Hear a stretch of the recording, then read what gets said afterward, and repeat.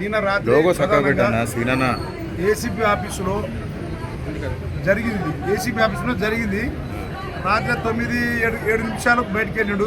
10 ఇక్కడ వచ్చిండు, పైన ఎక్కిండు. ఆ ఏసీపీ ఆఫీసులో కెమెరాలు కూడా పనిచేయడం లేదు. ఈరోజు సాయి కుమార్ అనే ఒక గిరిజన పేద అబ్బాయి వాళ్ళ ఆయన కట్టెలు కొట్టి కష్టపడి మరి 2 కొడుకులు ప్రయోజకులు చేస్తే ఈరోజు వాస్తవానికి చేతికొచ్చే కొడుకు చనిపోవడం చాలా బాధాకర విషాదకరం. వాస్తవానికి రక్షక భటులే భక్షించినట్టుగా ఈరోజు ఏంటంటే ప్రధానంగా ఈరోజు ఆ సాయి కుమార్ కుటుంబానికి చాలా అన్యాయం జరిగింది. వాస్తవానికి పైన ఉన్న కెమెరాలు పని చేయకపోవడం వల్ల అది ఏదో అప్డేట్ అవుతుందేమో అని చెప్తా ఉన్నారు. ప్రధానంగా అసలు కారణం ఏముందో అబ్బాయికి చాలా సెన్సిటివ్ మైండ్ కాబట్టి అబ్బాయి చచ్చిపోయిన అబ్బాయికి వాళ్ళ కుటుంబం రోడ్డు మీద పడ్డది కాబట్టి ఖచ్చితంగా ఈరోజు పోలీసు రక్షించే వాళ్ళ చట్టంలోనే ఇలా జరగడం చాలా అన్యాయం.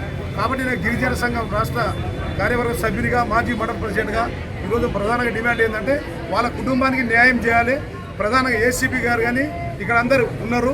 అసలు జరిగిన విచారణ ఏంది, అసలు ఎందుకు ఆయన ఒత్తిడి ఈ ఉద్యోగం కాబట్టి ఇంకోటి చేసుకోవచ్చు, కానీ ప్రెషర్ ఉద్యోగం ఏంటో అసలు మాకు అసలు క్లారిటీగా అది రావడం లేదు. కాబట్టి ఖచ్చితంగా వాళ్ళ కుటుంబానికి ఏ విధంగా చచ్చిపోయిందో ఆయన ఒక పేద నుంచి వచ్చింది కాబట్టి ఖచ్చితంగా వాళ్ళ కుటుంబాన్ని న్యాయం చేయాలి.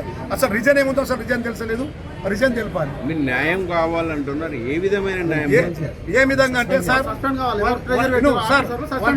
వాళ్ళు ప్రెషర్ పెట్టిన ఆఫీసర్ ఎవడుండో అసలు బయటికి రావాలి, ఆయన మీద సస్పెండ్ చేయాలి, ఆయన సస్పెండ్ రిమూవ్ చేసి ఆ కుటుంబానికి అన్ని విధాల బెనిఫిట్స్ ఏమేమి వస్తాయో ప్రభుత్వ పరంగా రావాలి. ఫస్ట్ ఆయన కారణమైన సాగుకారణం ఎస్ఐ ఉండా, సిఐ ఉండా, ఏసీపీ ఉండో ఆయన సస్పెండ్ రిమూవ్ చేసి వాళ్ళ కుటుంబాన్ని న్యాయం చేయాలి. అన్ని విధాల బెనిఫిట్స్ ప్రభుత్వం వచ్చేది విధంగా అన్ని ఆదుకోవాలని చెప్పి మీ బెనిఫిట్లు ఏం డిమాండ్ కొడుతుంది?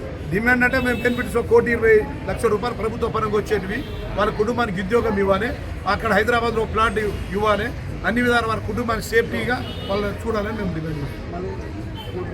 ₹1,00,000. ఓకే.